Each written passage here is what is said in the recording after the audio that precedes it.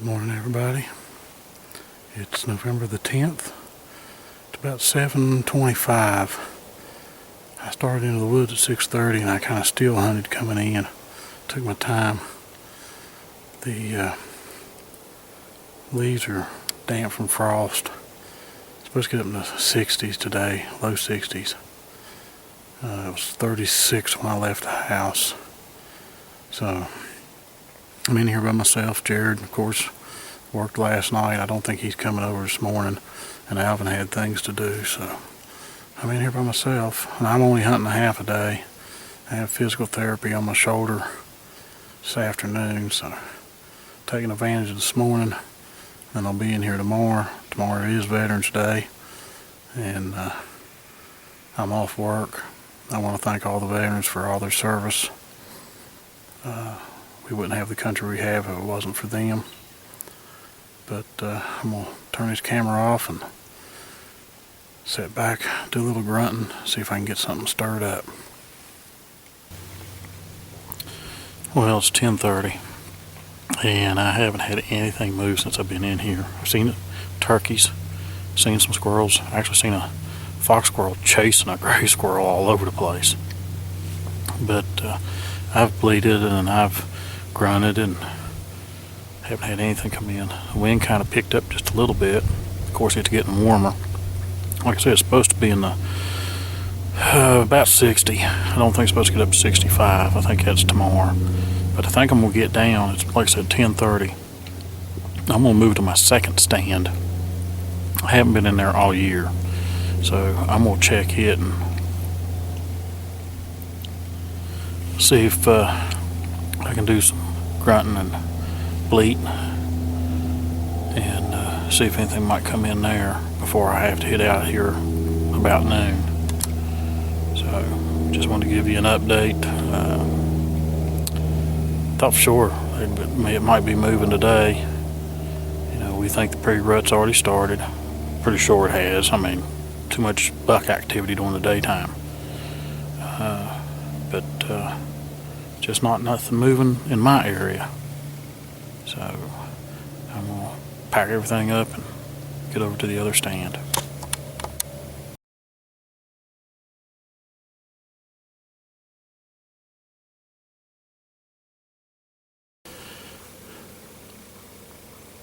Good morning, everybody. It's November the 11th, 2014. It's Veterans Day. First off, I want to thank all veterans, past and present, for their service and your continued service. We honor you today. Now, Alvin and Jerod and I are in here this morning. Jumped one deer coming in and didn't see what it was, just seen it going down the holler. But into my stand now, going to do a little bit of grunting and see what happens. Just got a message over the radio that Jerod has shot a big buck. He just kept saying big buck, big buck. Don't know how many points or anything yet. He just shot it. He said he seen it going up the hill after he shot, and he said he couldn't make it up the hill and it bedded down. So now it's just the weight. So hopefully I'll find out something here soon, how many points it is. He was hunting out on a little flat, had a big scrape underneath a hemlock. He was right next to the hardtop road. I had even thought about hunting in there this morning and decided to come on out here to my tree stand. And then he radioed when he got here from work that he was going to hunt that scrape. And it looks like it's paid off for him. So congratulations to Jerod. And now it's just hope something comes through my way. I'll report back as soon as I know, and of course there'll be pictures. So we just have to wait and see till he radios back in. Well, I've got some bad news. It's now 20 minutes to 3. And it was about 9 o'clock, I guess, 9:30. Jerod radioed us and told us that he needed help trying to find this deer. So I packed everything up, Alvin packed everything up, and Alvin had done made it to him. I come across the holler, seen him and Alvin standing out there. And Jerod showed me his arrow, and he said, he asked me if it was a gut shot, and I looked at the arrow and I smelled it. Alvin had already smelled it and looked at it. Told him no, it wasn't a gut shot, but it was dark red blood, making me think it was possibly a liver shot. But Jerod described everything to him. He said he'd come in this morning just about 20 minutes after we'd got into the woods, and I was still walking the trail, and he radioed and said he was here. He just got off work and came straight over here to hunt, and he decided he was going to hunt basically as close to the main road, and he'd found a big scrape a few days ago or last week. Decided he was going to hunt close to that. He said he got in there and got underneath a pine, just a small ways from where that scrape was. It was at another large pine, and he said he grunted a few times. He said on the next ridge he saw buck coming. He said he could see the rack, and he said he got up on the hillside and started making a scrape and racking its antlers into an overhanging branch, and turned like it was going to leave, and he used a doe bleat, and he turned back around broadside, and he took a shot. And Jerod's a good shot, don't get me wrong. I did ask him how far it was, and he said it was a 50-yard shot but was wide open, and Jerod's good. So I don't think it was a risky shot at all for him. He knows what he can do. He knows what his bow can do. He got clear pass through, and he said that the deer jumped and started to run up this hill behind me. I'm kind of hunting up the head of the holler now from where he'd shot that deer, and he couldn't make it up. He said he bedded down and thought that was it. He stayed there, but because he could still see the deer. But he said the deer ended up getting up 4 other times. He bedded down 4 different times in this same area. And the 5th time he bedded down, he was there for a little while, and he got up and he started out the point and started down over the side of the point, which leads to the main road. And Jerod said he seen him going down over the hill, kind of at an angle, and then he lost sight of him. Well, when we started searching, we found the blood, and we picked up blood trail, started down over the hill like he said, and then we lost it. And then we spent the rest of the day until 11:30. Jerod had to leave. He had to go home. He had to go get some sleep. Like I said, he worked all night last night, come straight over here to hunt, and shot this deer, and we was going to try to track it and recover it. So about 11:30, he says, I've got to go home. I said, you go ahead and go home. Me and Alvin to search. So me and Alvin have been searching the rest of the day. Kind of fanned out a little bit between each other. We could, still see each other. And we've searched roughly 500 yards in 3 different directions. And we'd done that with Jerod on this side, thinking he might have not crossed the road. He turned and went along the roadway, in the thicket. We have searched everywhere and cannot find this deer, and no more blood or nothing. So I'm hoping that it wasn't a fatal wound, but for that deer to bed down 5 times, and it stayed right here on this little ridge top. I don't even know if you call it a ridge top, little flat, and didn't go hardly anywhere. Jerod said he seen him get up and then bed down. Get up and move a little bit and bed down. But he said that last time that he got up, he didn't stagger, he didn't wobble or nothing. And that was probably, Jerod was probably at that time 100 yards from him, and he could see him. So we just don't know where this deer went.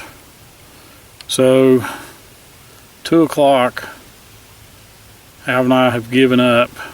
It's up mid-70s, and we just couldn't find the deer, so we're back in the woods hunting. And like I said, Jerod's home, so just wanted to give an update. Wish it could have been better. Wish I had a picture of some deer to show you, but that's what it is. It's hunting, and you can practice all you want, be the best bow shooter you can be, do the best ethical shot, and you can still lose your game.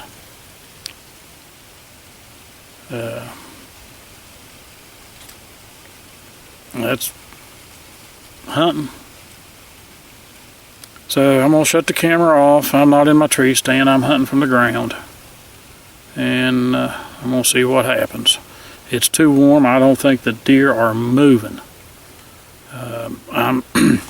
I've shed everything I had on. I'm down to a t-shirt, camo t-shirt, and that's it. I left everything in the truck. I got the bare essentials in my backpack, and that's it. It is hot for it to be November. This is summertime temperatures that we're having today. So shut the camera off for now. Hopefully I'll have something better to report later.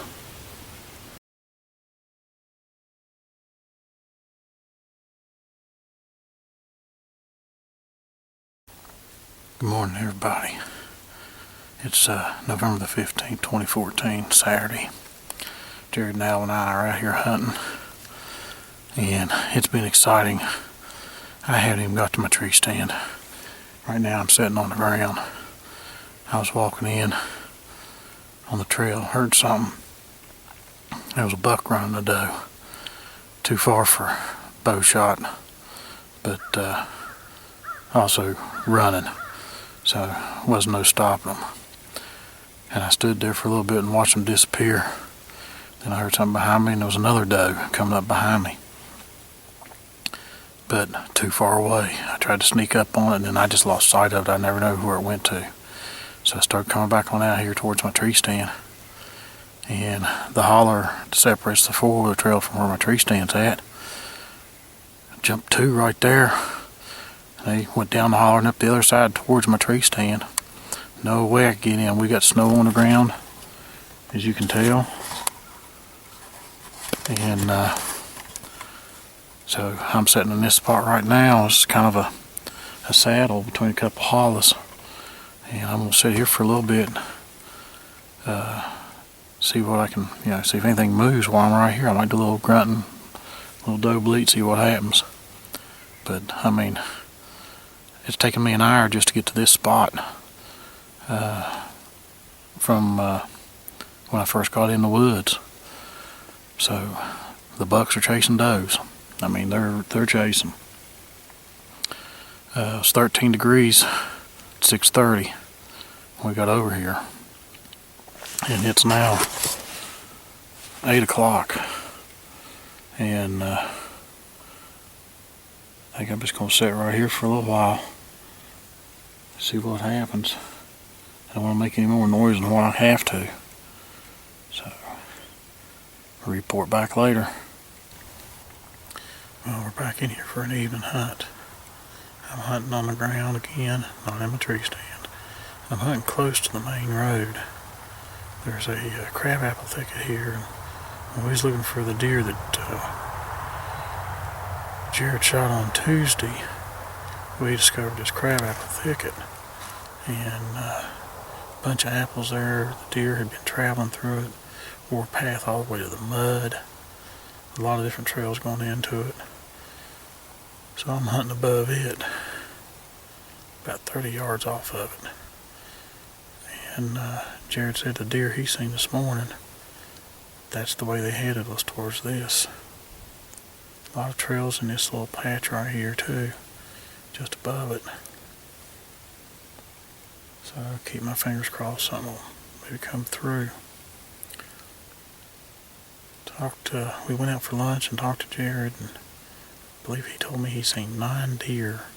The closest one to him was within 60 yards. And it was being tracked by a buck. I've seen 5, and I believe Alvin said he's seen 4 or 5. So we're in here till dark. This is the last bow hunt before our West Virginia rifle season comes in next Monday after next. I'll work all next week, so I won't get a chance to come and bow hunt. We're going to leave Friday next week to go to camp. So, like I said, this is our last day to bow hunt till after West Virginia rifle season, muzzleloader season's over. West Virginia muzzleloader season comes in the 3rd week.